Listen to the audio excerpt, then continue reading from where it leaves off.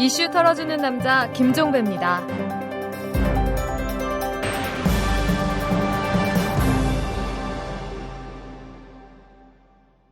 네, 6월 18일 화요일입니다.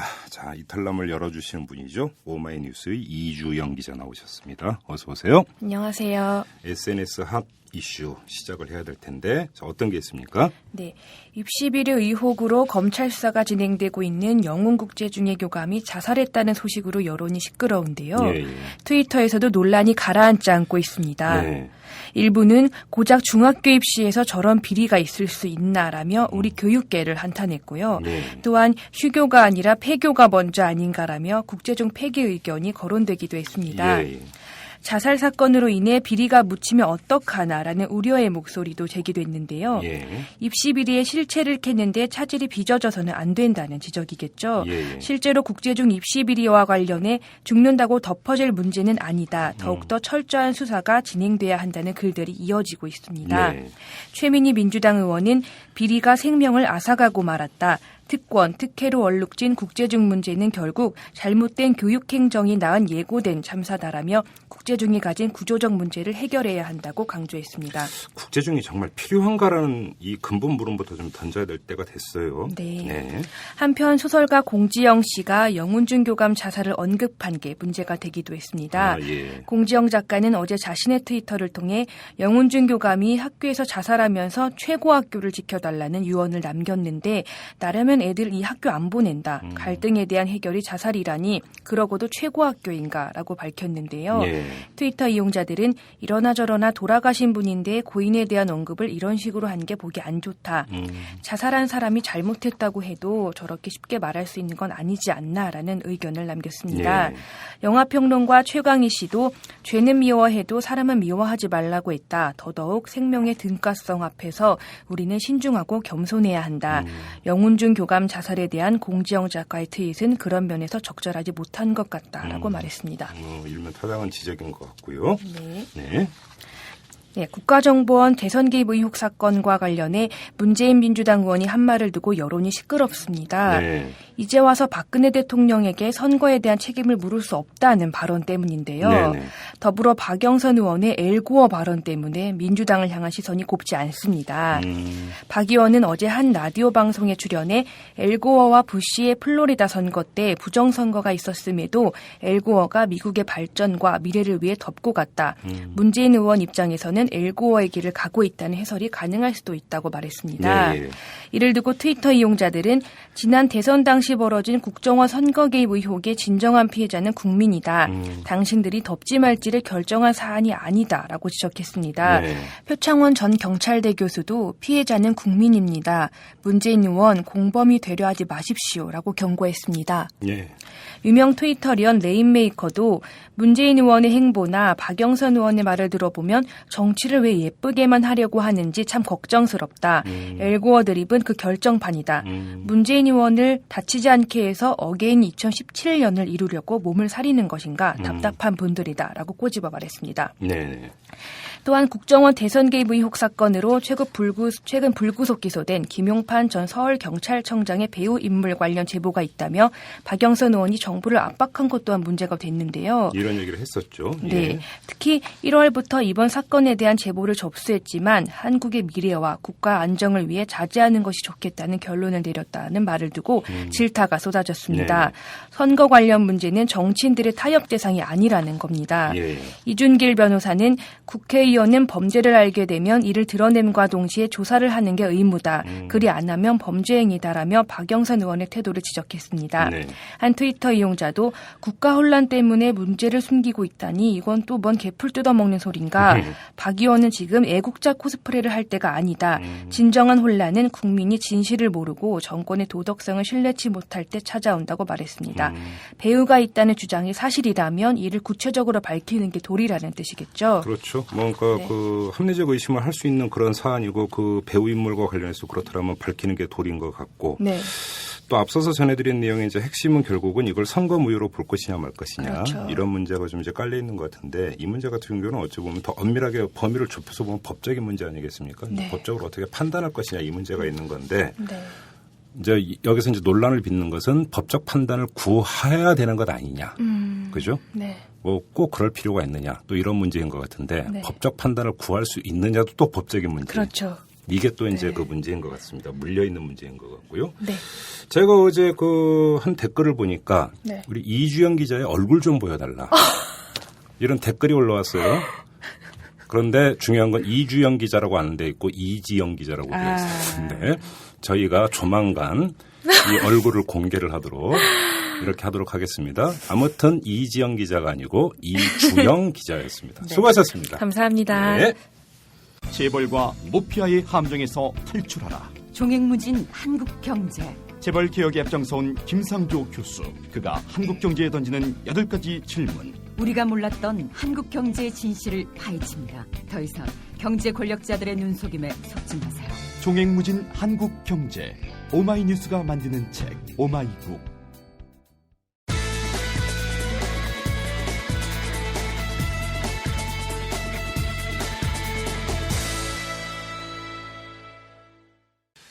한국일보가 극심한 몸살을 앓고 있습니다. 이 노조가 4월 29일이었는데요. 이 장제구 회장이 200억을 배임했다면서 고발을 했습니다. 그러자 사측이 이틀 뒤인 5월 1일에 이영성 편집국장을 경질을 하면서 맞서버렸는데 급기야 엊그제 이 사측이 용역을 동원해서 편집국을 폐쇄하는 전대미문의 일을 벌여버렸습니다. 이 최근 몇 년 사이에 여러 언론사가 이런저런 이유로 홍역을 치러왔는데 이제 한국일보마저 극심한 갈등 국면에 빠진 겁니다. 자, 오늘 탈탈 인터뷰에서는 바로 이 문제를 털어보도록 하겠습니다. 이영성 한국일보 편집국장을 직접 모셨습니다. 어서 오십시오, 국장님. 안녕하십니까. 시름이 깊으시겠어요? 뭐 상당히 비감합니다. 그렇죠. 예. 지금 그나저나 기자들은 지금 어디서 어떻게 하고 있습니까? 그 신문을 만들려고 편집국에 가려고 하는데 네. 회사가 신문을 만들겠다는 기자들을 봉쇄하고 있으니까 이것도- 들어가지 못하고 이것도 직장 폐쇄인가요? 그렇다고 봐야죠. 그런데 직장 폐쇄는 뭐 나중에 말씀을 드리겠지만 항상 수동적 방어죠. 그러니까 기자들이 파업이나 할 때 하는 거지. 그렇죠. 일을 하겠다는 기자들을 못 들어오게 막는 이런 경우는 그 언론사가 아니고 예. 변호사들이 그러는데 이건 노동 전문 변호사들이 자기가 여러 기업들을 봐도 일반 제조업체에서도 있을 수 없는 네. 참 희한한 일이 벌어졌다. 그래서 기자들은 지금 그 우리 한국일보가 입주해 있는 한진 해운 빌딩 1층 저 서소문에 있는. 예. 아니요 소소문이 아니고 롯데 옆에 그 광화문에 있습니다. 예, 거기 예. 저 영프라자 옆에. 근데 그 1층에 모여서 집회를 하고 그리고 15층을 이제 우리 편집국이 있는데 거기를 들어가기 위해서 애를 쓰는데 복도, 계단 이런 게 다 막아져 있고요. 엘리베이터 4개 중에 4개 모두가 그 층에는 안 씁니다. 아, 이런 그래요? 희한한 일이 벌어지고 있어요. 그 보도를 보니까 기자들이 이거 열쇠 수리 전문가까지 불러서 한번 따고 들어가 보려고 시도도 했었다면서요. 예. 그런데 그것도 안에다 또 뭐 이상한 시건 장치를 달아서 막고 바리케이트를 쳤다고 그러더라고요. 책상으로. 그러니까 네. 기자들이 무슨 옛날 무슨 백골단도 아니고 예. 정말 펜 하나 들고 그 여기자들 보면 아주 여리여리해서 바람 불면 훅 날아가는 사람들입니다. 예. 그 기자들을 막으려고 예. 바리케이트까지 쳐고 철문을 치고 용역 조폭 같은 용역들을 동원해가지고 아주 떡대가 어마어마하게 건장하더라고요. 그 이상하지 않습니까? 이게 언론사에서 있을 일입니까 이게? 이 국장님은 언론계 오래 몸담으셨으니까 혹시 편집국 폐쇄가 그 전에 이런 사례가 있었나요? 제 한 기억으로는 번도 본 적이 없어요. 제 기억은 전혀 없는데. 제 기억도 전혀 없어요. 전대미문이고 그러니까 사상 초유죠. 사상 초유가 아마 세계 신기록에 가까운 게 아닌가 정말 그런 생각이 듭니다. 참. 솔직히 언론계 입장에서는 이건 어쩌면 부끄러운 일이라고밖에 볼 수가 그렇다고 없는 봅니다. 거죠. 예. 근데 역으로 한번 그런 편집국 폐쇄라고 하는 아주 극단적인 어떤 그 조치를 사측이 취하기 직전에 무슨 일이 있었던 겁니까? 한국일보는.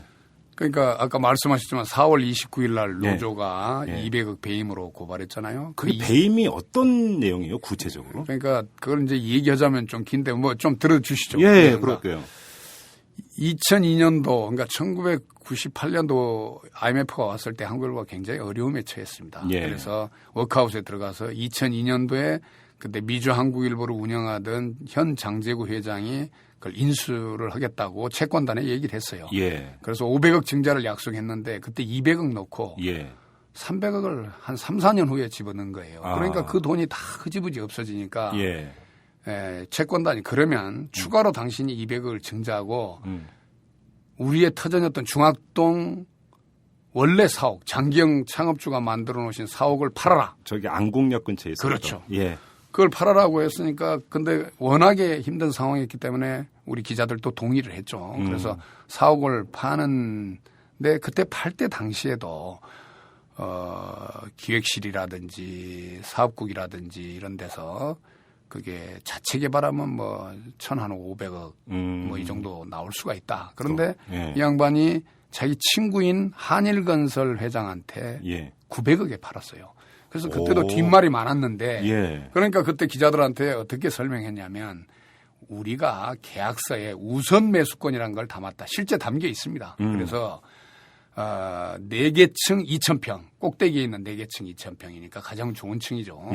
그걸 700만 원에 사서 들어갈 수 있는 그러니까 건물이 건립되고 나면 예. 700만 원에 평당 700만 원에 사서 들어갈 수 있는 권리를 확보했다. 아, 굉장히 싼 거다. 4개 층에 대해서. 예, 예. 근데 2,000평이에요. 예. 싸기는 싸죠. 예. 그래서 이제 건물이 완공되고 나니까 이게 한 2천만 원 되는 거예요. 뭐 아주 적게 잡아도 1,700만 원. 평당? 그러면 예. 예. 평당 1,000만 원이면 2,000평이면 얼마입니까? 200억 아닙니까? 그렇죠. 2천만 원이면 260억이고. 예.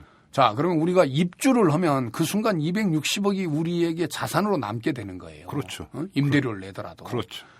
근데 2011년 초에 우리가 1월 1일자에 자, 한국일보 새로운 사옥에 입주합니다라고까지 일면에 그걸 기사를 썼고 사진까지 썼는데 예. 못 들어가게 됐다는 거예요. 왜요? 그래서 왜 그러냐? 예. 우리 기자들이 물어봤죠. 예. 알아보니까 장 회장이 그때 증자대금 자기가 추가로 200억을 내야 할 돈을 한일건설 회장한테 빌려서 내고 그걸 우선 매수권으로 갚은 거예요. 그러니까 이런 식인 거예요. 회사 자산으로 증자대금을 낸 겁니다. 자기는 돈 한 푼도 안 들이고 안 드는 회사 거죠. 인수한 거네 예, 결국은. 예, 그렇다고 예. 보고 지금 그 외에도 예. 그 양반이 자기 돈으로 회사 그 전에 냈던 증자대금도 자기 돈으로 낸 게 아니고 빚으로 했다는 얘기가 파다하고 그렇게 생각하고 있어요 다들. 그러면 그 원금과 이자를 이 양반이 다른 사업체가 없는데 예. 어디서 갚았겠습니까? 그 이후에도 워크아웃 졸업한 뒤에는 회사 돈으로 원금과 이자를 갚았다고 생각하는데 예. 기자들은 그것까지도 문제는 안 삼았어요. 200억도 바로 문제를 삼아서 고발한 게 아니고 예. 2011년부터 지금이 얼마입니까? 2년이 지났잖아요. 2년이 훨씬 더 지났죠. 참고 이 돈을 내놓고 당신이 책임 있는 처신을 해 주시오. 그렇게 노조와 기자들이 요구하니까 이 양반이 그렇게 하겠다. 내가 조금 있으면 미주 뭐 방송을 담보로 잡혀서 뭐 100억을 가져오겠다. 200억을 가져오겠다. 매 그런 얘기를 하다가 2년이 지났어요. 그래서 2년간 시건을 하니까 기자들이 이제 노조나 다 이제 화가 나서 고발 쪽으로 움직이는 것 같으니까 작년 하반기에 어떤 형태의 제안을 했냐. 매각을 하자. 그건 대외적으로 어떻게 했냐면 자본을 유치하겠다. 새로운 투자자를 유치하겠다. 한국일보 지분을 매각하자. 매각하겠다. 예. 그래서 매각 협상이 진행이 됐습니다. 그게 공정하게 하기 위해서 편집국의 협상 대표의 고재학 경제부장, 노조위원장, 그다음 사장, 경영기획실장이 참여하고 3일 회계법인이 공인 주관사로 해가지고 회사들을 여러 군데를 접촉했어요. 네. 그래서 세 군데가 생겨서 그중에 한 군데가 우선 협상 대상자가 돼서 예. 마지막 사인하는 단계가 4월 달쯤에 온 겁니다. 근데 마지막에 갑자기 이 양반이 매수 희망자를 만나서 직접 거래를 언더테이블 컨디션, 그러니까 책상 밑에 비밀 조건들을 제시하기 시작한 거예요. 그게 뭔지를 지금도 모릅니다, 우리는. 그러면서 차일피일 계속 미루니까 노조나 기자들은 이게 지난 2년간 했던 시간의 연장선상이다. 더 이상 기대할 게 없다. 고발을 하자. 그래서 고발을 한 거예요. 그렇게 된 거군요. 예. 그러니까 배임 혐의로 고발한 액수가 200억인데 이 200억은 말 그대로 사옥에 해당이 되는 것이고 예. 더 캐면 더 나올 수도 있는. 그렇다고 봐야죠. 그래서 아마 오늘인지 내일인지 여러 가지의 추가 고발건 중에서 아주 한두 개만 골라서 노조가 추가 고발을 한다고 그래요. 그러니까 기자들은 굉장히 자제하고 있는 겁니다. 있는 거 막 다 쏟아내는 게 아니고 2년간 본인도 인정했던 200억 그 배임건을 참아줬고 추가 고발건도 얼마나 취재를 잘했는지요. 한국일보 기자들이 제가 그 한 건만 읽어봤는데 대단히 취재를 잘했더라고요. 이거 어디서 취재했는지 저도 깜짝 놀랐는데 그걸 참. 여러 건을 가지고 있는데 한두 건만 한다는 거예요. 지금도 자제하고 있는 겁니다. 일부 보도 나오면 뭐 홍보비를 몇십억을 썼는데 이게 정말 다 홍보비일까 뭐 이런 것들. 그건 아주 뭐 지엽적인 거고요. 다른 거 많습니다. 그럼 구찌가 더 큰 거네요. 그런 게 많죠. 와, 예. 참. 그리고 그런데 제가 한 가지 뭐 예. 이런 얘기 드리면은 좀 그러겠지만 뭐 누구라고 밝히지는 않겠지만 돈을 담당하는 그쪽 파트의 한 간부가 예. 실국장에서 그런 얘기를 한 적이 있어요. 우리는 만약에 검찰이 압수수색만 들어오면 그날로 끝이다. 걷잡을 수 없는 내용들이 터져 나올 거라고 얘기한 적이 있습니다. 회계부장이 한두 건이 아니라는 얘기. 그렇다는 거죠. 그러니까 그런 부분을 다 우리가 자제하고 네. 그래서 출구를 마련해 줬어요. 예, 자, 예. 그 매수자가 뭐 한 100억을 이 양반한테 준다는 거니까 100억 정도 넣어줘도 그 가지고 가서 서울경제를 운영하십사 하고 출구를 명예롭게 만들어 줬는데 안 가는 거예요. 한국일보에서 손 떼고 그러니까 그 예. 자매진 서울경제는 당신이 그러나 운영해라. 100억도 가지고 하고 그 양반이 집어내야 할 200억 네. 숨겨져 있는 수많은 부채 다 덮어줄 테니까 음. 명예롭게 100억 가지고 떠나십시오. 그렇게 했는데 그걸 거절한 겁니다. 무일푼도 아니고 뭐니 그러면. 그렇죠. 무일푼도 아니고 그 양반이 그 중간에 가져갔던 액수까지 한다면 어마어마한 거죠. 제가 참고로 말하면요. 2006년에 우리가 워크아웃 졸업할 때 빚이 210억이었습니다. 예. 클린 컴퍼니라고 그랬어요. 이제 열심히 해서 우리가 벌어보자. 그래서 지금이 공식적인 부채가 749억으로 알고 있어요. 예. 그런데 숨겨진 부채까지 하고 미지급금을 합치면 한 1,000억이 된다고 그래요. 어허. 그러면 800억이 늘어났는데 그렇죠. 한 4년간 1년에 200억씩 늘어난 겁니다. 예. 적자가. 예.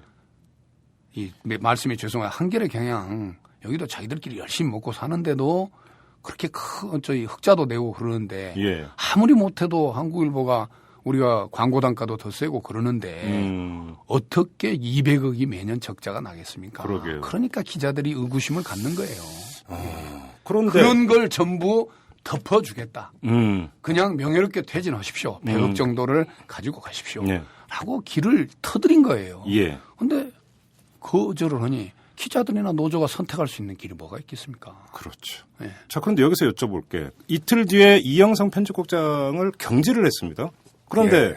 배임 혐의로 고발한 거하고 편집국장이 무슨 상관이 있어서 경질을 합니까? 그 배경이 있어요. 예. 그러니까 평소에 예. 그 간부들이면 바른 말 잘 안 하잖아요. 그렇죠, 예, 그렇죠. 저는 매일 오후 3시에 회장을 뵙습니다. 지난 1년 전 편집국장이 됐을 때부터 보시면 알지만 제가 좀 스트레이트해요. 그래서 제가 좀 둥글둥글하게 말씀을 드렸으면 좋을 건데 저는 이게 마지막 기회라고 생각했습니다. 제가 국장이 되기 전에는 몰랐는데 제가 창피해서 더 이상 얘기는 않지만 한국일보가 벼랑 끝에 있는 게 아니고 이미 벼랑을 지나서 공중에 떠 있는 상태예요. 기적적으로 살아있는 상태입니다. 이건 엄연한 다른 회사 같으면 부도가 나도 몇 번 부도가 날 수 있는 상황이었는데 이런 상황에서 기자들이 하나만 말씀드리면 총선 때 자기 비용으로 출장을 다녀온서 쌓인 출장비가 못 받은 출장비가 월급을 넘어서는 경우가 있었어요. 어이구. 그런 상황이 되니까 예. 제가 계속적으로 이 양반한테 직언을 했죠. 그리고 매각 협상이 될 때는 예. 이거 파시합니다. 아. 근데 그때는요. 회장의 측근이라는 사장, 지금은 부회장이 되신 분이고 예. 또 기획실장, 경영기획실장도 또 격리국장도 파는 거 외에는 방법이 없습니다라고 다 그렇게 진언을 했어요. 다만 그걸 좀 더 저는 강력하게 얘기했고 이 기회가 한국일보를 살릴 수 있는 마지막 기회다. 그렇게 생각을 해서 상당히 강하게 얘기했고 예. 노조가 고발을 몇 번 연기시켰어요. 제가 예. 좀 부탁을 해서 6번 연기쯤 했는데 예. 이제는 안 할 거다. 근데 고발되면 장 회장께서 굉장히 엄한 처벌을 받습니다. 요새 법원이 얼마나 엄합니까? 배임 횡령에 대해서. 심지어 어떤 대우 자판 사장 같은 경우 겨우 40억 가지고 4년인가 3년을 받았어요. 예. 근데 장 회장은 200억뿐만 아니고 숨겨진 부채도 더 있지 않습니까? 그렇죠. 제가 이런 얘기 아니 숨겨진 빼간 돈이 더 있을 거 아닙니까라고 얘기를 했어요. 그러니까 아마 이런 부분을 이 양반이 들으면서 개인적인 좀 화도 나셨을 거고 또 제가 노조 배후에 있다고 생각한 거예요. 뒤에서 근데 배우 조정자다. 근데 제가 말씀드려요. 저는 정치부 기자 27년 기자 생활 중에 거의 대부분을 정치부 기자였습니다. 예. 밖에서 돈을 하고요. 사내 노조 운동을 해본 적이 없어요. 정치부 기자는 거의 회사에 안 들어가죠. 안 들어가죠. 예. 그러니까 애들이 그걸 보고 굉장히 황당해했는데 예. 어떻게 보면은 그러니까 그날 국장 그 인사했을 때 말이죠. 물러나면 안 됩니다. 이러면 한국일보 미래도 없고 기자들도 다 죽고 편집국도 망하고 회사도 망합니다. 예. 자리를 지켜주십시오. 예. 그때 기자로서 제가 노조 배우 세력이 아니라 예. 기자 선배로서 후배들의 옳은 뜻을 받아들인 것이지. 예. 제가 노조를 움직여가지고 이런 일을 했다. 이거 터무니없고 지금이 증명되고 있어요. 저는 비대위도 참석 안 하고 아무것도 참석을 안 해요. 신문도 제 밑에 부국장들이 다 만들고 있었어요. 예, 그동안에. 예. 근데 이제는 이제 알 거예요. 아, 이게 기자 모두가 움직이는 지금 이 사건이 됐구나. 이영성이 혼자 하는 게 아니구나. 근데 예. 그 당시에는 장 회장은 저놈 하나 쳐내면 이거 죽는다. 이렇게 생각하고 경질을 했던 거죠. 그리고 그때 매각협상 대표로 했던 아주 올곧은 친구가 있습니다. 고재학 경제부장. 네. 그 친구를 부산으로 보냈어요. 연고도 없나. 어허. 이거 법으로도 다 금지하는 겁니다. 예. 그런 일을 하니까 기자들이 승복하겠습니까? 그래서 그 과장이 그래서 이제 그 또 한 사람이 편집국장으로 회사에서 임명을 했는데 기자들이 임명 동의 절차를 거쳐서 부결을 시켜버렸고. 부결을 시켰죠. 기억이 맞다 90%거든 아마 그 그러니까 그게 비율이 같은 동전의 앞뒷면인데 저에 대해서는 해임 반대 결의를 그렇죠. 167명이 투표해서 찬성 하나 무효 하나 165명이 그렇죠. 반대 결의를 했고 예. 그 숫자가 그대로 갔다고 보면 그렇죠. 됩니다. 예. 그래서 아무튼 그렇게 됐고 그래서 또 다른 사람을 이제 그 편집국장 대행으로 임명했고 지금 보도를 보면 그분이 노사 양쪽에서 중재를 하려고 했는데 네네. 결국은 실패하고 사퇴를 해버린 걸로 지금 예, 보도가 예, 됐거든요. 그렇게 돼 그럼 있죠. 중재의 내용이 뭐였습니까?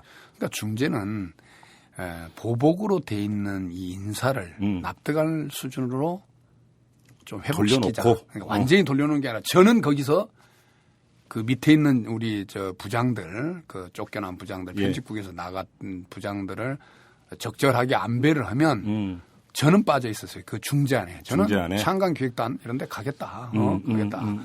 그리고 나서 이제 징계도 그게 파생된 징계도 철회하고 그렇게 하자라고 우리 이계성 그 수석 논설위원께서 예. 직무 대리로서 그걸 하셨죠. 예. 그 양반도 그냥 처음에는 큰 생각 없이 받으셨다가 예. 그렇게 했는데 그 벽이 어디냐면 장제구 회장이 거부하는 겁니다. 그걸. 그것조차 거부한 겁니까? 거부하는 거죠. 예. 그러니까 이 양반이 방법이 없으니까 이 양반이 그 아주 인덕이 있는 분이에요. 내외에서 신망이 높은 분이어서 이 양반은 그러니까 순진하게 그 안이 원래 제가 해고되기 전에 징계되기 전에 이계성 수석 논설위원을 직무대리나 편집국장으로 시켜서 이 인사 문제부터 풉시다라고 안을 냈을 때 그때는 아주 그냥 고려도 안 하다가 이제 저를 뭐 징계하고 나서 다시 그 카드를 꺼내서 했는데 그 양반은 그때 이제 제가 그 중재안을 낸 걸 기억을 해서 아무 생각 없이 받은 거예요.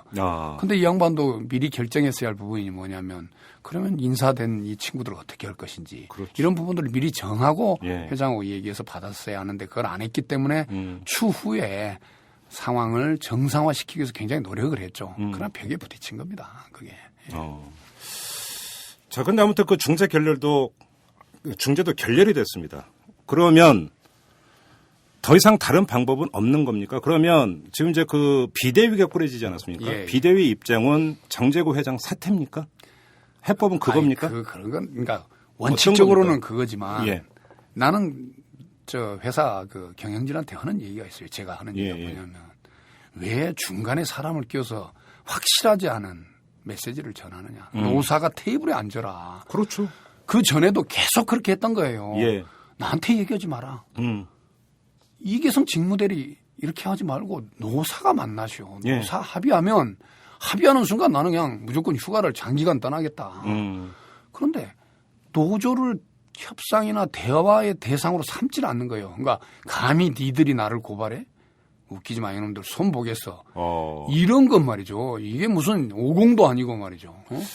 세상이 거꾸로 가는 것도 아니고 이 양반만 독특한 것도 아니고. 잠깐만요. 여기서 그 물러난 김재철 MBC 사장이 평소 했던 말에 MBC의 DNA를 바꿔버리겠다 이런 얘기를 자주 했다는데 예. 지금 거의 같은 맥락으로 이해가 되네요. 지금 말씀을 듣다 보니까. 그렇다고 봐야죠. 그러면. 아예 이참에 그냥 노조를 완전 확실하게 손봐버리겠다 이런 겁니까? 원래 한국일보 노조가 세기로 유명했는데 언론계에서. 그러나 그렇죠? 이제 기자들은 네. 노조의 발상지였지만 예. 기자들은 상당히 온순합니다. 합리적이고. 예. 그런데 이 기자들이 이렇게 이탈 없이 한 달 반 정도 정상적으로 신문을 발행했고 네. 보복 인사를 거부하고 예. 또 이번에 이런 편집국 폐쇄를 하니까 한 명 거의 대부분 데스크 한 7명, 기자 한 6명 빼고는 200명 중에서 뭐 180 몇 명이 이렇게 동참을 하는 이런 경우는 없는 겁니다. 그렇죠. 이것은 그렇죠. 노조가 강해서나 응집력이 있어서가 아니라 이 사건의 명분이 여기에 있기 때문입니다. 그렇죠. 장 회장의 비리를 용인하기에는 기자로서 양심이 허용하지 않고 기자가 아닌 일반 상식을 가진 보통 사람으로서도 이것은 크게 옆에 서기에는 너무너무 창피한 거죠. 그렇죠. 그런 거죠. 그러면서 어떻게 일반 사기업의 그 부정이나 비리를 어떻게 고발하겠어요? 그러니까 말이죠. 예. 그런 건 얘기가 안 되는 거죠. 그렇죠. 예. 그러니까 이건 뭐냐면 우리가 작게 얘기하면 한국일보 편집권의 유린이고 네. 좀 더 나아가면 한국 언론의 자존심을 뭉개고 언론의 정상적인 기능을 왜곡시키는 거고 그렇죠. 좀 더 크게 말하면 우리 한국 사회의 정의를 예. 아주 정면으로 도정하는 거예요. 예. 정의에. 예. 그런 겁니다. 그리고 한 가지만 제가 말씀드릴게요. 우리가 1991년에 노사가 합의한 편집 강령이라는 게 있습니다. 예. 그 전문에 이게 노사가 합의한 겁니다. 노조가 만든 게 아니에요. 우리 기자일동은 언론의 자주성과 독립성이 확립돼야 국민의 알 권리가 보장된다고 확신하면서 예. 이 대목이 중요합니다. 이를 저해하는 어떠한 내외적 간섭을 철저히 배격할 것을 천명한다. 예.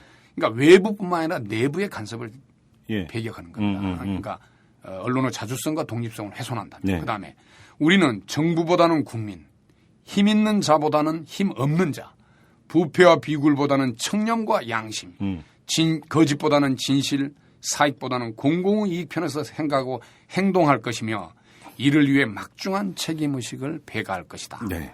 자, 여기서 지금 기자들이 밖에서 이렇게 거의 대부분의 기자들이 하는 행동이 바로 이 편집 강령에 완벽하게 부합되는 행동이고 그렇죠. 회사는 이 편집 강령을 완벽하게 침해하고 무시하는 행동을 하고 있는 겁니다. 예. 법의 이전을 떠나서 자기들끼리 합의한 내용을 깨는 거죠. 그러면 이영선 국장께 한번 여쭤보겠습니다. 편집국장으로 재직할 때 이제 매일 장제고 회장을 만나지 않았습니까? 그 누구보다 장제고 회장을 잘 아실 텐데. 예. 그러면 지금 장제고 회장은 왜 지금 저런 식으로 행동을 하고 있습니까?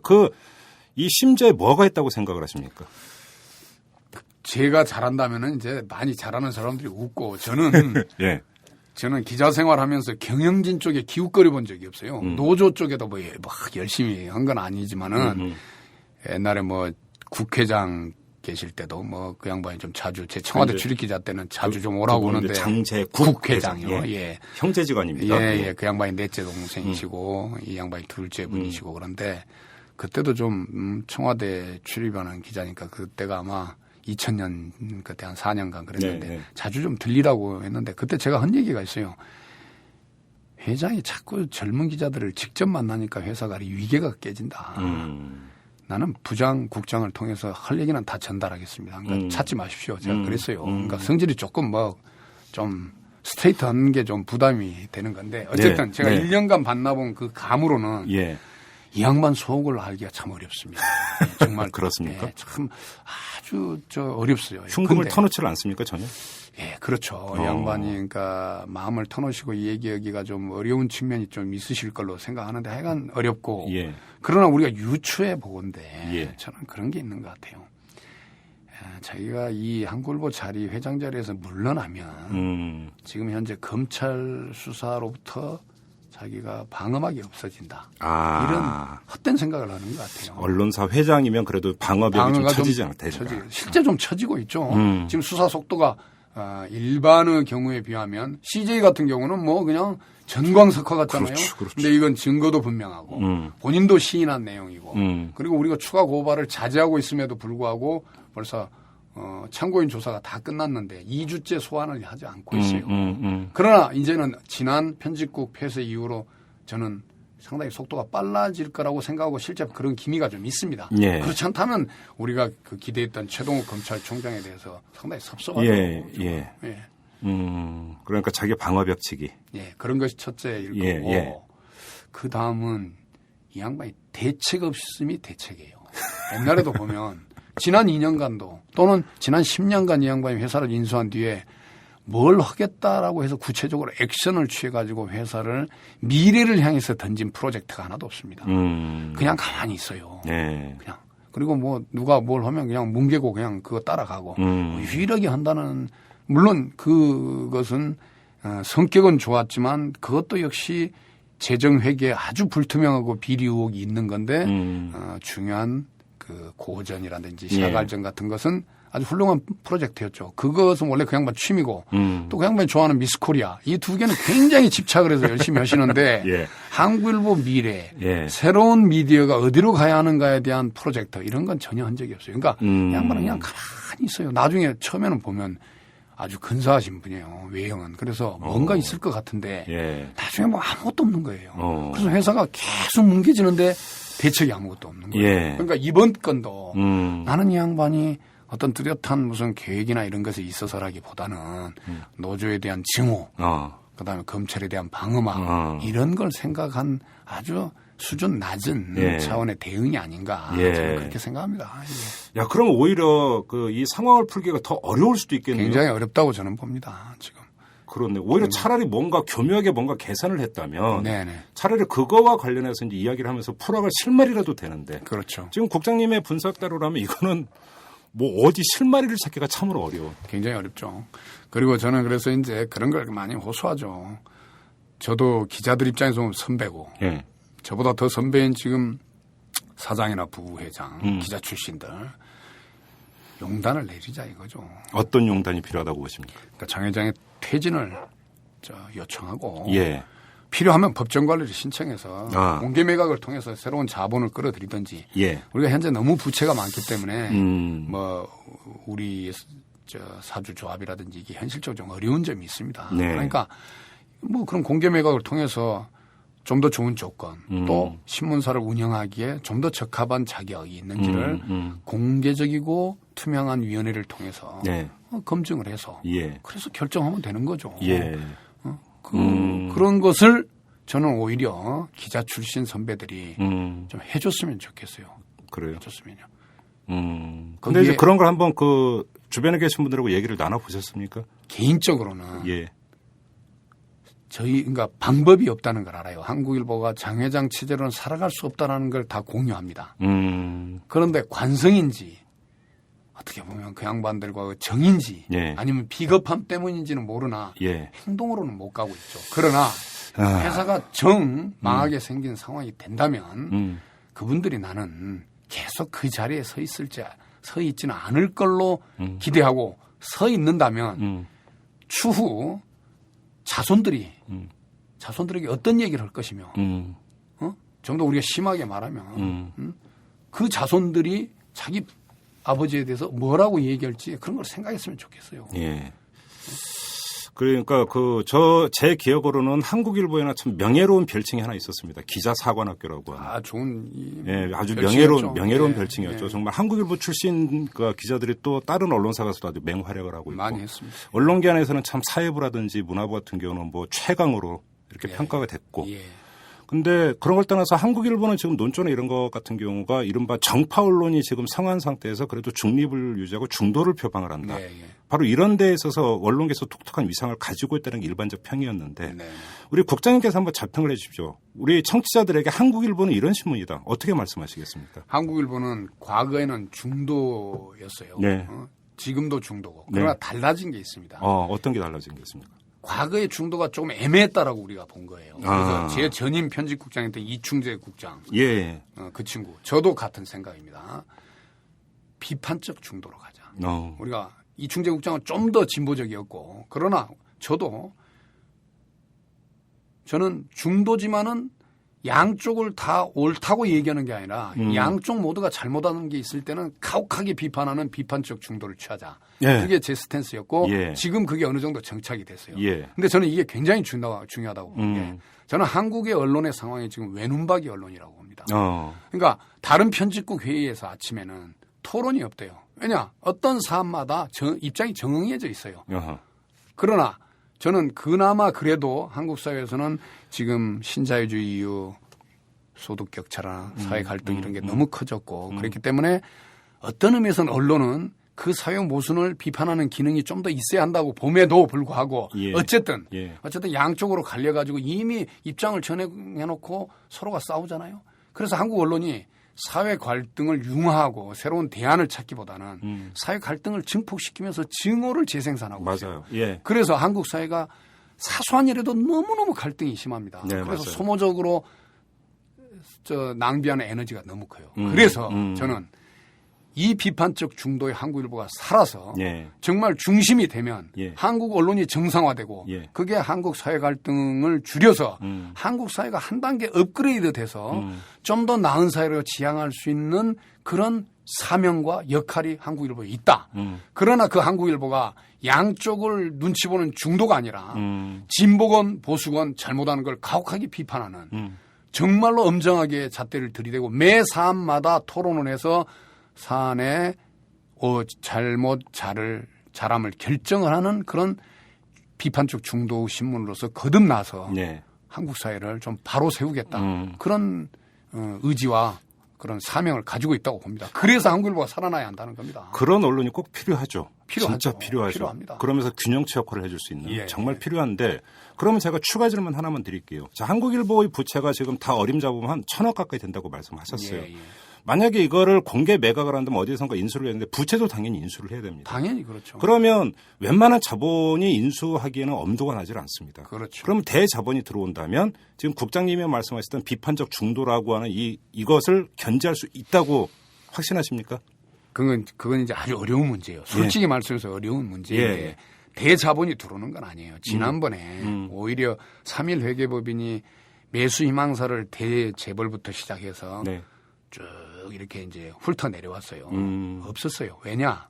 신문을 갖는 게 대한 약간 미묘한 부분 그런 걸 꺼려했어요. 재벌들이. 한때 들어왔다가 다 빠져나갔죠. 다 빠져나갔죠. 예. 그래서 이제 거기는 안 하고 자산이 좀 있는 그런 중견 기업보다 좀 중견 기업이라고 할 수 있죠. 그런 데가 들어온 겁니다. 예.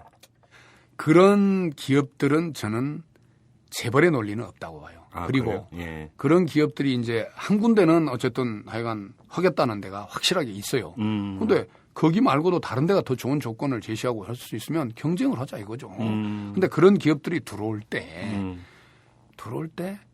편집 강령에 대해서 새롭게 논의를 하는 거죠. 그러니까 아하, 예. 그 사람들이 예. 어쨌든 자본주가 들어와야 회사는 운영이 되는 거니까. 근데 그 자본주를 모두가 나쁘다고 볼 수는 없잖아요. 그렇죠. 예를 들어서 워싱턴 포스트의 그레이엄 여사 같은 분은 얼마나 또 언론을 잘 운영해 왔습니까? 편집에 간섭만 안 하면 되는 거죠. 그렇죠, 그러니까 그렇죠. 그런 부분에 대해서 서로 논의를 해서 그 새로 들어오는 사주는 열심히 경영을 하고 새로운 아이디어와 프로젝트를 진행하고 기자들은 열심히 취재하고 그렇게 해서 좋은 신문 우리는 가치가 대신 어느 한쪽으로 치우치지 않고 네. 비판성을 갖고 있는 신문으로 가자. 그걸 합의한다면 저는 지금 한국 사회요 이런 언론과 이런 중도 비판적 중도에 대한 욕구가 굉장히 강하다고 봅니다. 예. 너무너무 갈등이 심하기 때문에 이걸 누가 좀 말려주라. 이런 정말 요구가 필요합니다. 정말 필요합니다. 예, 정말 필요합니다. 예. 그런 언론이 정말 그걸 필요하다고. 만들자 이거예요. 예, 저도 그러니까 여러분 좀 이거 듣는 분들 좀 도와주세요. 정말로 도와주세요. 그러게요. 지금 한국일보는 참 소중한 언론인데 예. 이렇게 지금 끝낼 수는 없는 것 아니겠습니까? 그렇습니다. 정말. 그리고 예. 지금 이영성 편집국장께서는 용단을 내려야 되는 때가 됐다 이렇게 말씀을 하셨고 하는데 결국은 그 힘은 기자들만의 힘 갖고는 될 것 같지가 않고요. 예. 예, 국민들이 뒤에서 좀 성원을 해 주셔야. 그렇죠. 아까 이제 그 장제구 회장의 속내가 뭘까를 아까 이제 그 국장께서 두 가지로 분석했는데 특히나 그러하기 때문에 예. 방법이 없습니다. 결국은 뒤에서 힘을 으쌰으쌰 밀어줘야만이 풀릴 수가 있을 것 같습니다. 그렇습니다. 좀 많은 관심을 좀 가져주시기 부탁드리고요. 오늘 인터뷰 여기서 마무리하도록 하겠습니다. 예, 국장님 고맙습니다. 고맙습니다. 네. 시사평론가 김종배가 진행하는 이슈 털어주는 남자. 시사의 최전선에서 여러분의 궁금증을 풀어드립니다.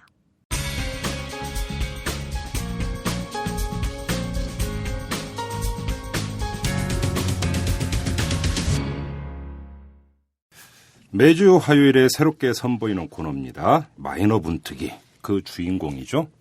자칭 육체파 지식노동자 김남훈 씨 모셨습니다. 어서 오십시오. 안녕하세요. 김남훈입니다. 네. 네. 자칭이라고 했는데 혹시 타칭도 이런 경우가 있습니까? 다른 사람이 이렇게 불러주는 경우가 있습니까? 제가 그냥 그렇게 밀고 있습니다. 네. 반응은 별로 없죠. 육체파 지식노동자에 대해서는 그냥 대부분 육체파라는 건 인정을 하겠는데. 그렇지. 근데 이제 지식노동자도 이야기하다 보면 나는 똑똑하네. 뭐 이런 평가를 많이 해주시고. 첫 번째 방송에서 네. 이 지식 말 그대로 현장에 기반한 지식 네. 아니겠습니까? 아주 좋았어요. 반응이 아주 괜찮았어요. 진짜요? 네. 아유, 고맙습니다. 역시나 오마이뉴스 최고의 인기 프로그램 그 이슈를 털어준 남자 이털남의 그 청취자분들은 옥석을 가리시는 재능이 있으신 것 같아요. 예. 그러니까 본인이 옥이다. 그렇죠.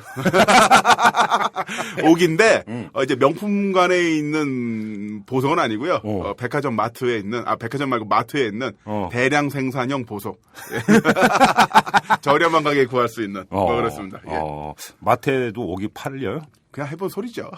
나 못 봤어. 그러니까요. 예. 그러니까 저 너무 깊게 들어오시면은 제가 그 방어 소리 뚫립니다. 예. 그러니까 우리 서로 돕고 사시죠. 그렇죠. 네. 선을 던지 맙시다. 네. 자, 오늘은 어떤 얘기를 한번 가볼까요? 자, 오늘 어떤 말씀을 드리기 전에 하나 제가 통계 자료를 알려드릴게요. 네. 2012년에 민주노총이 발표한 4인 가족 표준 생계비가 526만 원 정도가 됩니다. 네. 4명이 살기 위해서는 520만 원 필요하다는 거고 통계청 최저 생계비는 4인 기준으로 150만 원인데요. 1인 가구일 때는 55만 원이 되는 거죠. 이런 식으로 나오는데 근데 아무리 1인 가구로도 어떻게 55만 원에 한 달을 그렇죠. 살아. 통계청이 너무 짜죠. 네, 말이 안 되지 그거는. 그런데 이제 해당 직종에서 일하는 사람들 전체 중 66.5%가 월 평균 수입 100만 원 이하인 직종이 있다면 믿으시겠습니까? 그런 게 어디 있어요? 있습니다. 뭔데요? 정말 대한민국에서 가장 가난한 이름 네. 작가가 되는데요. 작가. 네. 저는 대한민국에서 가장 가난한 직업을 시간 강사로 알고 있는데 네. 시간 강사보다 더 가난한가 보네. 시간 강사와 작가가 서로 경쟁하고 있습니다. 참 웃을 수 없는 현실인데요. 그러게요. 진짜로 지식을 파는 노동자들인데 가장 가난합니다. 그렇죠. 문화관광부는 1988년부터 3년마다 문화예술인 실태 조사를 하는데요. 네. 이 자료 내용을 보면은 문화예술인의 66.5%가 창작 활동 관련으로 해서 월 평균 수입이 100만 원 이하라는 조사 결과가 네. 바로 나왔습니다. 나왔고 심지어는요. 아예 없다가 26.2%입니다. 없다. 손가락 빨고 산다. 손가락 빨고 사는. 예. 그래서 분야별로 살펴보면 전체 문화예술인 중에서 91.5%가 가장 이제 100만 원 이하의 영역대를 차지한 걸로 나타났고요. 미술, 사진, 연극, 영화 이렇게 나오고 있는데 그러니까 결과적으로 본다면 글을 써서 먹고 사는 사람들 중에 91.5%는 100만 원 이하가 예. 되는 거고. 뭐 어렵게 얘기할 거 없어요. 몇 해 전에 그 시나리오 작가 한 분이 돌아가셨잖아요. 그렇죠. 최모 작가님. 예. 네. 그 아주 그 상징적이고 대표적인 사건 아니겠습니까? 그런 것처럼요. 지금 우리나라에서 뭐 한류 컨텐츠다, 천만 영화다 이렇게 한다고 합니다만 모든 문화예술의 어떻게 보면 근간이 되는 가장 원초적인 형태인 글을 쓰는 텍스트 노동자 작가들의 그 상황이 굉장히 열악합니다. 그런데 여기서도 작가라고 하는 것도 이 스펙트럼이 무지무지하게 넓어요. 그렇죠. 예를 들어서 문학 작품을 쓰는 작가도 있을 거고 시나리오 작가도 있을 거고 또 방송 구성 작가도 있을 네. 거고. 김남원 씨는 어떤 작가입니까? 저는 뭐 문화예술보다는 이제 실용 쪽의 그런 작가인데요. 그렇죠. 근데 이제 사실 대동소이합니다. 작가들 자기가 차원은. 취재를 해가지고 예를 들어서 책이나 이런 걸 통해서 저술 활동을 하는 작가. 네. 아마도 제일 어려운 아마 그렇죠. 부류가 이런 쪽이 아닐까 싶은데 네. 여기에는 이제 두 가지 이유가 있을 거예요. 먹고 살기 힘든 데는. 하나는 이른바 이렇게 이 작가들의 그 원고료를 말 그대로 덤핑을 치는 그렇죠. 이른바 착취 구조가 하나가 착취 있고 구조가 있겠고. 또 한 가지는 우리 소비자 여러분들이 너무 안 사줘서 네. 이런 문제도 있을 텐데 전자부터 한번 갑시다. 자, 제가 한번 일단 그 가기 전에 사례를 하나 좀 소개시켜 드릴게요. 예. 자, 사례 A. A 작가는 책 출간 제의를 받았습니다. 네. 어느 성공한 제1동포에 대한 전기를 집필하자는 건데요. 오. 이 인물은 남한은 물론 북한에서도 긍정적 평가를 받는 인물로 북한에서도 전기가 나와 있었습니다. 오. 그래서 남북한 합작 형태의 전기를 만들자. 예. 그래서 반년간 집필을 했고 책이 나왔는데 예. 출판사가 부도났어요. 그래서 책은 나왔는데 인쇄는 한 푼도 못 받고 그냥 끝나버렸습니다. 예. 이제 또 케이스 B. 예. 작가 B는 잡지에 원고를 연재하기로 하고 편당 3만 원, 1년 넘게 연재를 했는데 처음 2번만, 그러니까 6만 원만 받고요. 나머지 10여 개월이 원분고료가 한 푼도 안 들어왔습니다. 혹시 다 본인 얘기 아니야? 일단은 제가 얘기해 드릴게요. 참다 못해서 연락을 하니까 직원들은 모두 다 그만둔 상태였고요. 예. 원고를 못 받은 거죠. 예. 자, 케이스 C. 작가 C는요. 3년간 100여 편의 컬럼을 웹사이트에 연재를 했습니다. 해당 웹사이트는 돈을 받고 다시 이를 포털에 제공을 했는데요. 그런데 수십만 원밖에 못 받았어요. 예. 원래대로 계산으로 한다면 약 500만 원을 받아야 되는데 예. 돈을 제대로 못 받았고 예. 또한 나중에 알고 보니까 자신의 기사를 해당 웹진 기자가 자기가 쓴 걸로 고쳐가지고 포털에 제공한 것도 발각이 됐습니다. 예. 자, 이런 사례들이 비일비재한데 여기서 사례 A, B, C 중에 A, B는 바로 저의 얘기입니다. 아, 슬퍼. 그럴 것 진짜. 같았어. 그러니까 너무 자세히 알고 있죠? 제 이야기니까. 아니, 이 사례 A는요, 바로 제가 썼던 그 역도선이 왔다라는 책인데. 아, 역도산 전기였어요? 예, 그런데 이 책이 근데 팔렸을 것 같은데. 마니아들은 또 굉장히 좋아하세요. 예. 페이스북으로 부산의 판사로 재직하고 계신 분이 이 책 너무 좋아합니다라고 문자 주시고요. 예. 가수 UMC가 또 이 책을 좋아해요. 오. 자기 팟캐스트에서 이 책 얘기를 하는데 예. 저는 그럴 때 더 열받아요. 나는 원고를 한 번도 못 받았는데 팬들은 연락을 줘요. 아니, 혹시 그 영화 역도산 일대기 그린 영화도 나왔잖아요. 그렇죠. 예. 혹시 그 원작이 이거 아니야? 그거 참고는 되는데 또 원작은 다른 분께 있고요. 예. 이것도 제 이야기고 작가 B도 저의 이야기입니다. 잡지에 원고료 못 받은 거. 그리고 아니, 이제 작가 C는 이제 다른 분의 근데 이야기고요. 그거는 김남훈 씨가 잘못한 거야. 네. 왜 줄 때까지 기다려요? 원고를 달라고 해야지. 그렇죠. 그러니까 원고를 줄 때만 기다리고 계속 연락도 안 했던 거 아니야. 그러니까 그 부분에 대해서 많은 분들이 이야기를 하는데 네. 사실 그 처음에 뭐 이 선생님도 그렇고 저도 그렇고 처음에 글로서 생활을 해봐야겠다 생각했을 때 그 시점을 생각해 본다면은 여기서 산업 구조가 갖고 있는 어떤 권력 관계가 있습니다. 예. 뭐냐면 직장 내에서 성추행 예. 성희롱 사건이 일어났을 때 피해자들한테 왜 바로 그 당시 항의하지 못했느냐라고 어떻게 보면 피해자들에게를 좀 질책하는 그런 경향이 있는데 아, 또 그 논리로는 또 할 말이 없어지지. 그렇죠. 뭐냐면은 내가 의리인데. 내가 의리고 이제 막 20살, 22살이고 기회 준 것만 해도 감사했는데. 송탄에서 올라와서 주차장에서 일하고 있어요. 예. 저번에 얘기했죠. 주차 삼촌으로 일하고 있는 김남훈이가 원고를 쓰고 제 이름을 세상에 알릴 기회가 생겼어요. 예. 아, 그럼 그 상태에서 원고를 다 납품을 하는 거죠. 정성 들여서. 한두 번 돈이 들어오는데 좀 늦어져요. 그러면은 그거 좀 기다려보자. 좀 기다려보자. 이런 식으로 해서 밀리다 보니까 예. 이제 돈을 못 받게 되는 경우가 있는데요. 사실 여기서도 또 하나 문제가 생기는 거는 그 이제 케이스 B죠. 이 경우는 그 잡지의 에디터 분들도 비정규직 노동자, 그러니까 아르바이트생이에요. 아, 그랬어요? 네, 그런 경우가 있죠. 그럼 이분들이 회사를 그만두시죠. 그만을 두고 원고가 왔다 갔다 한 거는 예를 들어서 editor@oma이뉴스.com 이런 식으로 회사 계정으로 주고받다 보니까 원고는 계속 가는데 이제 나중에 알고 보니까 담당자가 없어진 거죠. 담당자 군대 갔거나 해외 이민 갔거나 연락 두절됐거나. 그래서 이 사내에 계신 분을 다른 분을 찾다 보니까 정규직으로 계신 분이 있는데 이분은 또 이건에서 몰라요. 이게 다 정리가 된 다음에 들어오신 분이에요. 이게 다 뒤집어져가지고 나는 상담할 사람이 없어요. 그 말을 이해하는 게 예를 들어서 방송 출연 요청을 받으면 출연료 얼마 줘요? 물어보고 거기에 답을 해야 되는 게 원래는 맞는데 네. 못 물어봐. 그렇죠. 그다음에 원고 청탁을 받았어요. 원고료 얼마 주는데요? 못 물어봐. 네. 이게 어찌 보면 정당한 어떤 자기 노동의 대가를 물어보는 거고 내 노동의 대가를 정당하게 준다면 응하고 아니면 안 응하는 것이 어찌 보면 원론상으로는 맞는데 이상하게 대한민국의 풍토에서는 그러면 뭔가 저 사람 돈 밝히는 사람. 그렇죠. 뭐 이런 식으로 받아들여 갖고 그거는 그러니까 그냥 그러니까 말을 뭉개버리죠. 네. 말을 뭉개버리고 제대로 얘기를 안 하고. 더군다나 이게 제작사가 외주사일 경우에는 네. 사실 그분들도 빠듯하기 때문에 그냥 퉁치려고 합니다. 그렇죠. 여기 나와서 자기 이야기하고 인지도 쌓으십시오. 네. 근데 저도 이제 사실 이제 업력이 쌓이다 보니까 네. 사실 전화 통화하고 10초 안에 전 그 얘기 해요. 얼마예요? 그리고 하세요? 예, 전 바로 얘기하고 언제 줍니까? 그리고 출연료 없다고 하면 상품권 주세요. 현대백화점, 롯데백화점 상품권 2장 주세요. 그것도 현찰이지 뭐. 예. 왜냐하면 상품권 협찬은 있어요. PD들이라든가 외주사에서 또 그런 게 기름 있어. 바르는 용도로 있거든요. 깐깐한 사람들 대상으로. 그거 달라고 하면 대부분 그건 또 줘요. 2장 달라고 하면 1장 주거든요. 그럼 이제 나 그건 몰랐네. 그렇죠. 이거 쓰세요. 백화점 상품권 달라고. 야, 대단하죠, 저. 오늘 정보 하나 얻었어요. 그렇습니다. 네네네. 그래서 웃음처럼 이야기했습니다만은 기본적으로 그런 구조도 있고 글값 자체가 인상이 안 돼요. 제가 바로 저도 좀 얘기 좀 할게요. 네. 그러니까 십몇 년. 싸이게 많어, 우리가. 많어. 네. 십몇 년 전에 어떤 바람이 불었냐면 자유기고가 바람이 불었어. 맞아요. 그때 자유기고가라는 직업이 생겼어. 그래서 이제 제 후배들 같은 경우도 이제 그 짓 하겠다고 나선 애들이 많았는데 네. 제가 뜯어말렸어요. 뜯어말렸던 게, 자유기고가는 자유가 없는 애들이다. 왜 그러냐면 원고료가 너무 헐값이다. 그러니까 맞아요. 외국 같은 경우는 그러니까 제대로 취재를 해서 르포를 기준으로 하면은 제대로 그러니까 르포를 하나로 써갖고 예를 들어서 원고지 100매짜리를 하나로 썼다. 네. 그러면 그 원고료를 갖고 한 석 달을 먹고 산대요.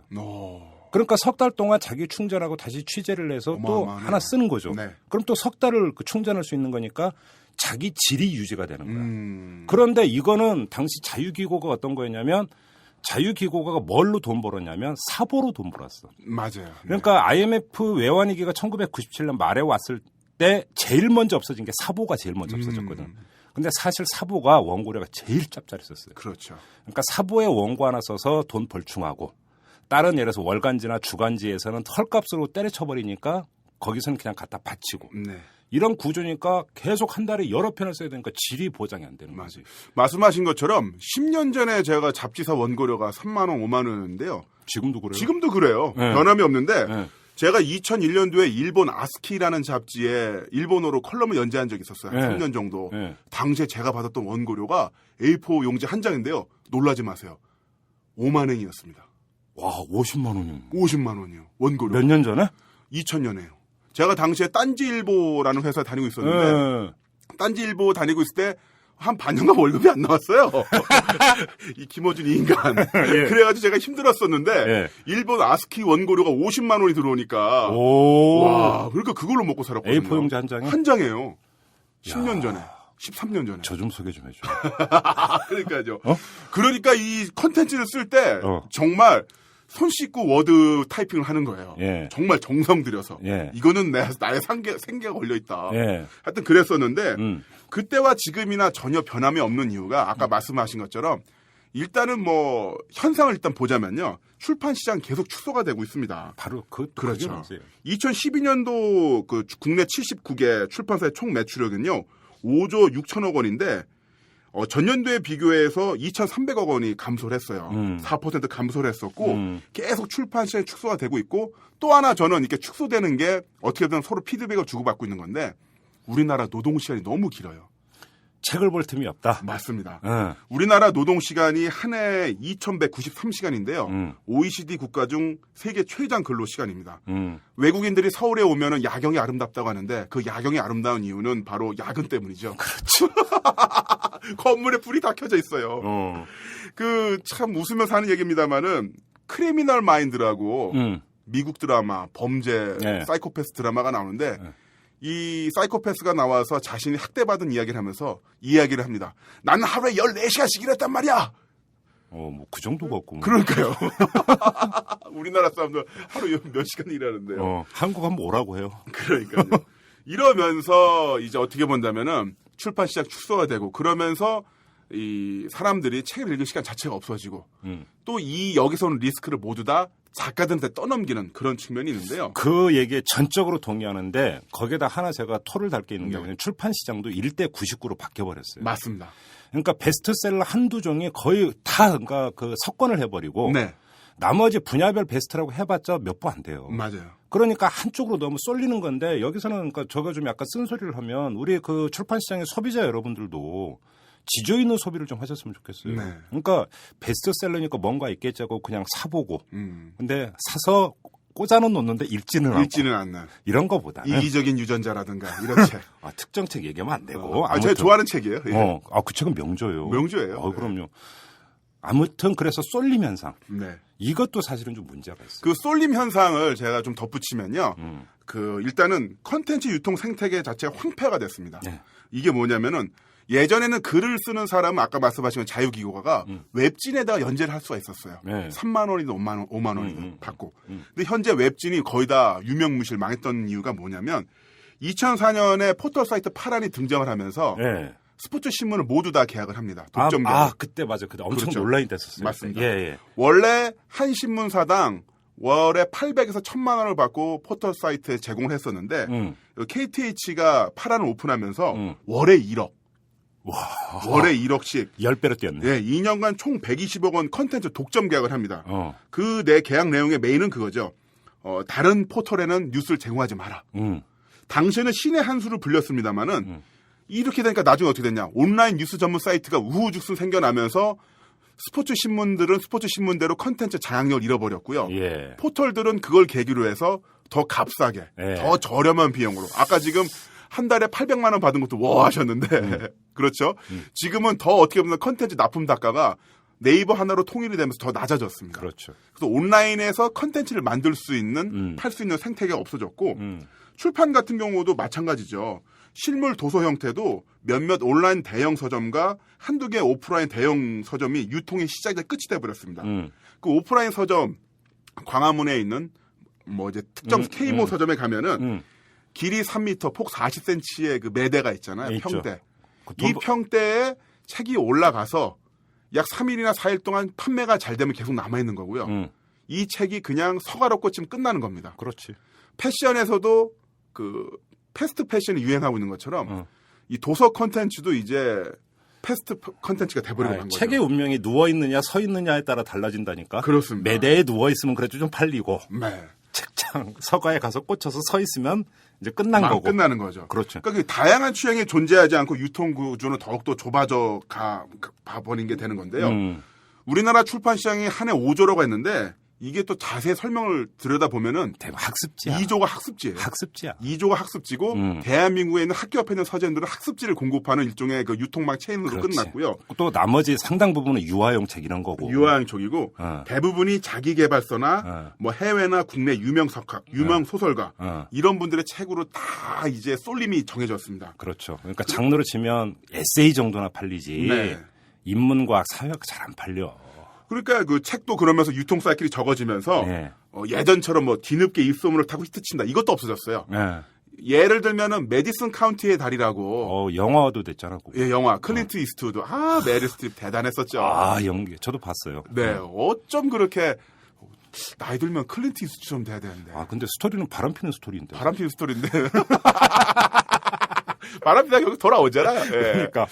근데 이 소설이 나온 지 한 반년, 1년 정도 별 반응이 없다가 라디오에서 일정 부분을 인용을 하면서 그 부분들이 강남에 있는 사모님들의 입소문을 타고 돌고 돌면서 나중에 베스트셀러로 등극을 했거든요. 그것도 강남발이었어? 네, 강남발이었고 또 어쨌든 간에 후폭풍이랄까요? 좀 늦바람 이런 게 있었던 거죠. 어쨌든 좋은 책이면 누군가 인정을 하고 다른 인정을 받아서 매출을 올릴 수 있다.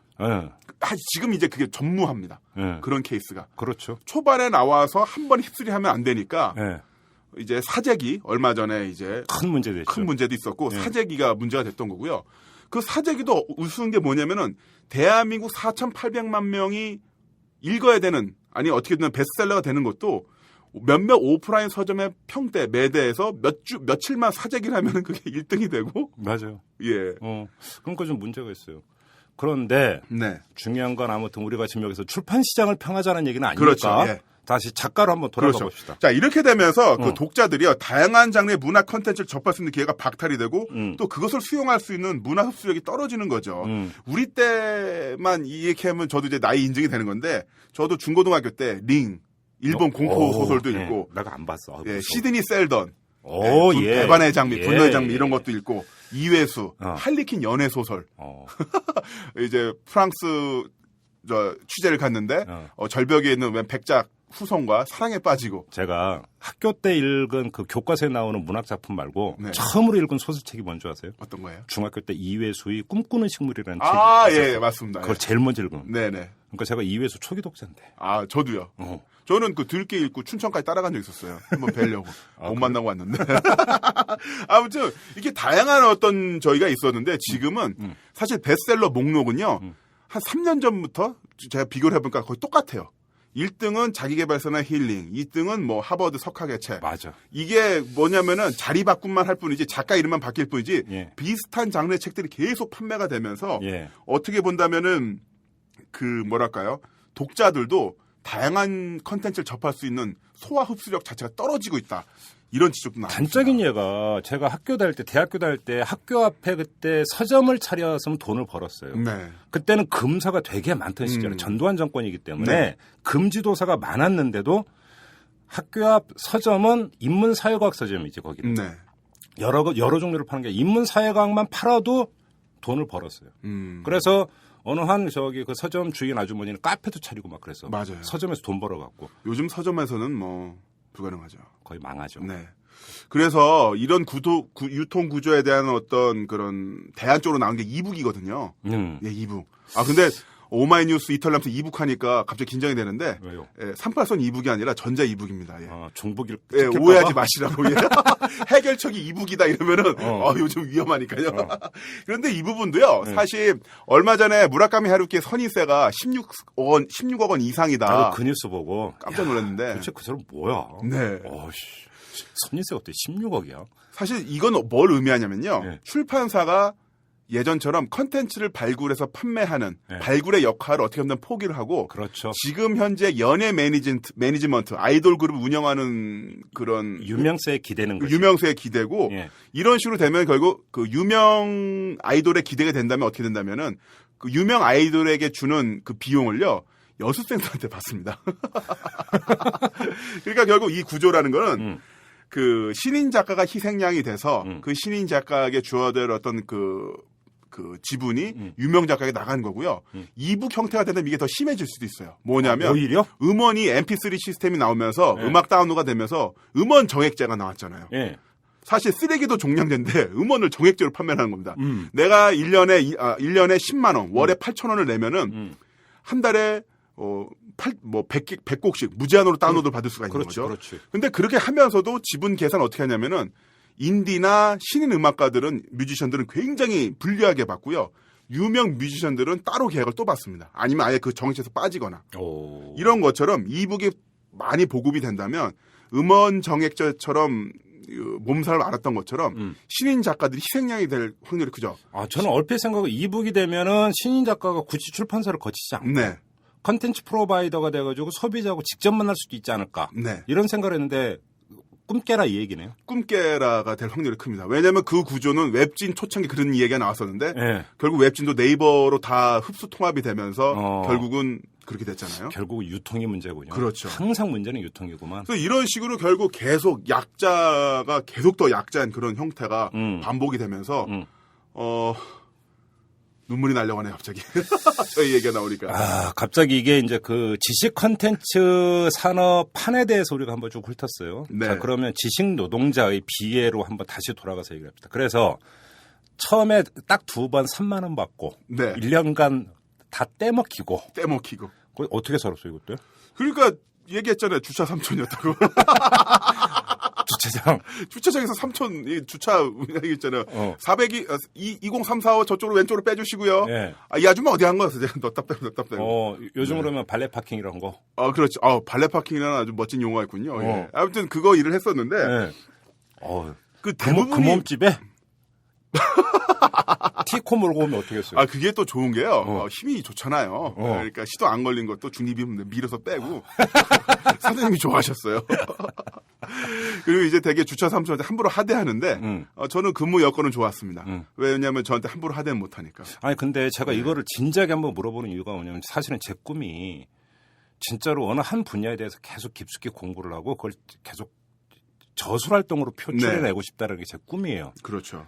근데 애가 둘 딸리는 아버지로서 먹고 살아야 되잖아. 그렇죠. 이게 안 돼. 안 되죠. 이게 안 돼. 사실 그 텍스트 컨텐츠라는 게 기본적으로 모든 멀티미디어 시대라고 합니다만 사진, 이미지, 영상이 있습니다만 그게 잘 나와야 다른 분야로서 문제가 산업도 우리나라 되고. 국민 여러분들이 너무 텍스트 컨텐츠를 너무 안 좋아하셔. 그렇죠. 그리고 영상 컨텐츠만 책이 나오면 다 하나 달라고 그러죠. 그것도 잘못된 문화예요. 그러니까요. 주변에 있는 사람이 책 내면 자기가 먼저 사주는 건데. 맞습니다. 야, 사인해서 하나 보내. 왜 우리 저자끼리 통하는 게 있네요. 그러니까. 왜냐면요. 출판사에서 기증하는 거 10권 줘요. 선물로 주는 거. 맞아. 이제 딱 10권 줘. 10권 줘요. 나머지는 그럼 저도 사서 예스24에서 사서 줘야 돼요. 예. 그러니까 그거는 좀 이해를 해 주셔야 되고. 그래서 저는 여기서 뭔가 대안이랄까 좀 제시하고 싶은 게 일단은 제가 뉴스 하나 읽어드릴게요. 이게 네. 뭐냐면 다른 분야의 일인데 공정거래위원회는 법정 지급기일이 지나도록 하도급 대금을 지급하자는 종합건설에 대해서 하도급 대금과 지연이자를 즉시 지급하도록 시정 조치하기로 결정했다고 26일 밝혔다. 예. 5월 달의 기사인데요. 하도급 대금 9,400만 원에 대해서 법정 지급일을 초과해서 지급을 하지 않았기 때문에 지급을 하고 지연이자 453만 2천 원을 지급하라고 명령을 내린 겁니다. 이게 뭐냐면요. 우리나라에서는 어떤 목적물, 네. 하도급이라든가 일을 시킨 사람한테 목적물을 수령한 상태에서 60일 이내에 대금을 지급하도록 법정 지급 기일이 정해져 있습니다. 원고 청탁도 하도급에 해당이 되네? 그렇죠. 그렇게 되는 건가? 그런 식으로 또 그거 넘어가면 이자도 지급해야 돼요. 그렇죠. 네. 이런 것처럼 법적으로 여기서 일단 가이드라인을 만든다는 거죠. 근데 도산해버렸는데 그때를 어떻게 해? 그 출판사 도산했다며. 그러니까 그 도산까지는 너무 험하게 간 케이스고요. 그래서 기본적으로 네. 그 표준 거래 계약던 약관, 물론 이제 출판사와 1대1로 다이다이로 계약을 할 때는 계약서에 쓰긴 합니다만 아주 간단한 원고 청탁에 대해서도 기본적인 약관을 만들음으로써 그 약관에 60일 지급 기한을 만들자는 거죠. 만들고 또 하나 원고료에 대해서도 원고료가 완전히 협상의 어떤 대상이 아니에요. 5만 원 주겠다면 5만 원 주는 거고 6만 원 주겠다면 6만 원 주는 건데 이 원고료도 일정한 어떤 그 블럭을 만들자는 거죠. 그렇죠. 3만 원에서 5만 원, 5만 원에서 10만 원, 10만 원에서 15만 원, 15만에서 20만 원. 원고료도 표준 약관을 만들자. 그래서 기본적으로 지급기일에 대해서는 법적인 제재를 하고요. 넘어가는 것에서는 또한 그 등급에 들어가는 것에서는 협상을 하자는 거죠. 네, 출판사 A가 있고 작가 김남훈이 있으면 그래도 제가 이 업계에서 3년 동안 활동을 했는데 5만 원 좀 그렇고 만 원만 더 써주세요. 6만 원 갑시다. 무슨 눈물 나. 욕 나와. 이런 것처럼 일정한 부분에서 협상할 수 있는 블럭을 만들어서 이 부분에 대해서는 그 법적으로 할 부분과 협상할 부분을 좀 나눠서 좀 공유를 하자는 겁니다. 예. 그렇죠. 네. 근데 이게 사실은 언론 같은 경우도 우리나라 언론에서도 이제 자기네 본지에서도 칼럼 이런 것들을 기고를 받고 네. 또 자매지들이 있잖아요. 이런 데서 원고 청탁을 하고 그래도 좀 먹고 살 만한 언론사는 좀 모범을 좀 보였으면 좋겠어요. 그러니까요. 제가 들어오다가요. 예. 오마이뉴스 작가분 밖에 계시길래 물어봤어요. 은밀하게. 예. 혹시 원고료 연체 없냐고. 여긴 또박또박 준다고 합니다. 네. 그럴 거예요. 네. 오마이뉴스를 두고 하는 얘기가 아니에요. 제가 예. 그러니까 그 일간지에 칼럼도 그러니까 기고해 봤는데 연재. 일단 이거 얘기하면 안 되는데. 걸렸다. 신문사마다 원고료가 어마어마하게 차이가 많이 나요. 네. 손톱만큼 주는 신문사가 있는가 하면 그렇죠. 주먹만큼 주는 신문사. 어딘지 알겠습니다. 그죠? 이거 얘기는 못 해. 죽어도 얘기는 못 해. 다 알죠, 뭐 그런데. 얘기는 못 하는데 그러니까 내 원고의 질은 내가 쓰니까 네. 동일할 거 아니야, 사실은. 그렇죠. 그죠? 그런데 신문사의 위세와 이거에 따라서 원고료가 몇 배 차이가 나는 것도 사실은 좀 그런데 그래도 그거는 제대로 지급을 해주니까 감지덕지. 근데 저는 정말 꿈꾸는 게 글을 갖고 먹고 사는 사람이 저는 뭐 호의호식할까를 기대하지 않아요. 그 호의호식이 아니죠. 그럼 호의호식도 아니고 예. 분명히 그 사람의 노동의 결과물입니다. 그럼요. A4 용지 한 장 쓰려면은 진짜 피똥을 몇 번을 써야 되는데요. 그러니까. 그래서 정상적으로 예를 들어서 저수로 활동을 할 수 있을 만큼의 최저 생계비라도 보장을 해달라. 네. 이게 안 돼. 그리고 일단 납품이 됐으면 네. 법정 지급기일 이런 것처럼 정해서 60일 내에 나가고 못 나가면 그럼 이자를 내라. 김남은 씨가 유명세를 탈 수 있는 방법을 제가 하나 알려드릴게요. 네. 돈 지급이 어려울 것 같은 데를 하나 골라가지고 네. 일단 글을 줘. 네. 그리고 지급을 안 하잖아. 네. 그럼 공정거래위원회에 고발을 하는 거야. 네. 아마 그 원고료 때문에 고발하는 경우가 아마 저가 과문하세요인지 모르지만 저는 들어본 기억이 없거든. 그러면 최초가 되는 거지. 최초가요? 그렇지. 그러고서 이제 해당 업계에서 매장이 되고. 그리고 본인이 몸을 던져야지. 몸을 던지고 논개처럼요. 그렇지. 예. 다른 그 동지들을 위해서 네. 글 팔아먹고 사는 동지들을 위해서 몸을 한번 던져. 알겠습니다. 어때? 한번 해볼래? 해보겠습니다. 진짜? 나중에 한번. 예. 그래서 제가 이거 요거 하나 소개해드릴게요. 뭐냐면 그 앞서 말한 컬럼니스트 CC의 그 블로그에 올린 글인데요. 네. 다른 잡지사에선 돈을 잘 받았다 이런 얘기입니다. 뭐냐면 잡지사 M사는 제 원고를 처음에 15만 원으로 책정했습니다. 깜짝 놀랄 만한 액수죠. 너무 크다는 얘기입니다. 2011년 말부터 지금까지 저는 매달 M 매거진에 관련 글을 투고를 하고 있는데요. 책정된 기본 고려는 15만 원입니다만 원고 분량이 늘어나면 세상에 20만 원까지 올라갑니다. 그리고 이걸 말이란 원고료가 따박따박 입금이 되더군요. 정말 놀랍지 않나요? 이분이 업계에서 나름 활동하는 컬럼니스트인데 자기 원고량이 많아지면 20만 원도 되고 다음 달 말일에 돈이 입금되는 게 너무나 놀라운 일이라고. 이거 진짜 반성해야 됩니다. 우리 업계 관계자들이. 너무나 당연한 건데. 당연한 건데. 그래서 저는 오늘 이렇게 그 많은 이득을 취하면서도 없으면 뭐 어쩔 수는 없습니다. 많은 이득을 취하면서도 정말 제대로 글값을 지불하지 않는 이분들에게 오늘 기술은 오른손 펀치를 한 방 드릴까 합니다. 이거 뭐예요? 오른손 펀치. 사실 간단한 기술처럼 보입니다만 이 펀치라는 것은요. 발목이 돌고 무릎이 돌고 허리가 돌면서 온몸의 체중이 이 주먹 끝에 실려야 되는 아주 고급 기술이기도 합니다. 펀치 한 방. 그렇지. 마치 그 내연기관이 그 4사이클 돌면서 흡입, 압축, 폭발, 배기 이걸 돌면서 온몸에 체중이 실리면서 주먹에 그 힘이 실리는 것처럼 아주 강력한 기술인데 이 오른손 펀치 한 방을 악덕 업체들한테 날려주고 싶습니다. 턱주가리에? 턱주가리에. 그러다가 도사나면 어떡해? 그러니까요. 오른손 펀치 얘기하니까 알겠습니다. 마무리하는데 김남은 씨 길거리 가다 보면 펀치 그 네. 기계 있잖아요. 네. 해봤어요? 저는 18세 이후는 오른손 펀치 국내에서 사용 금지입니다. 부서져서? 불법 무기라서요. 너 뻥하냐? 뻥이죠. 몇 점까지 나왔어? 많이 올라갔어요. 그래요? 알겠습니다. 자, 오늘도 김남은 씨와 함께했습니다. 고맙습니다. 예, 고맙습니다. 여러분은 지금 10만인 클럽 회원 권은희 원하는 김종배의 이슈 털어주는 남자를 듣고 계십니다.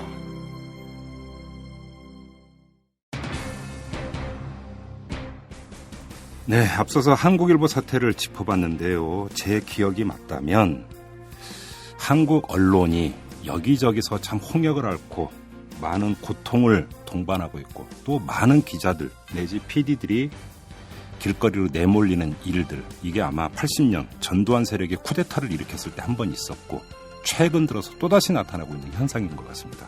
그런데 그때와 지금은 약간 상황이 좀 다른 게 있는 것 같습니다. MBC의 경우도 그렇고 한국일보의 경우도 그렇고 사실은 YTN의 경우도 그렇고 기자나 PD들이 뭐 집단으로 무슨 사고를 쳐서 문제가 벌어지고 있는 게 아닙니다. 간단히 이야기를 하면 최고 경영자 한 사람이 어떤 마인드로 어떻게 경영을 하느냐에 따라서 언론사 전체가 결국은 홍역을 앓고 사회적인 영향력을 감소를 시키고 언론사의 위상을 추락을 시키는 이런 일이 반복이 되고 있는 것. 이건 한국 언론계 전체로 볼 때는 보통 불행한 일이 아닙니다. 그리고 아주 기형적인 일입니다. 이건 어떻게든지 좀 바로 잡아야 될 것 같은데요. 한국일보 사태. 앞서서 이영선 국장은 용단을 내려야 한다고 했습니다. 법정관리 신청을 하고 공개 매각으로 가야 되지 않겠느냐 이런 그 제안을 했는데 이 제안에는 그동안의 복마전과 같았던 경영에 대한 책임을 물어야 된다는 뜻도 함께 있는 것 같습니다. 어찌 보면 지극히 당연한 주장이 아닌가 이렇게밖에는 볼 수가 없겠죠. 여러분들은 어떻게 받아들이십니까? 자, 오늘 방송 마무리하도록 하겠습니다. 지금까지 이털남 김종배였습니다.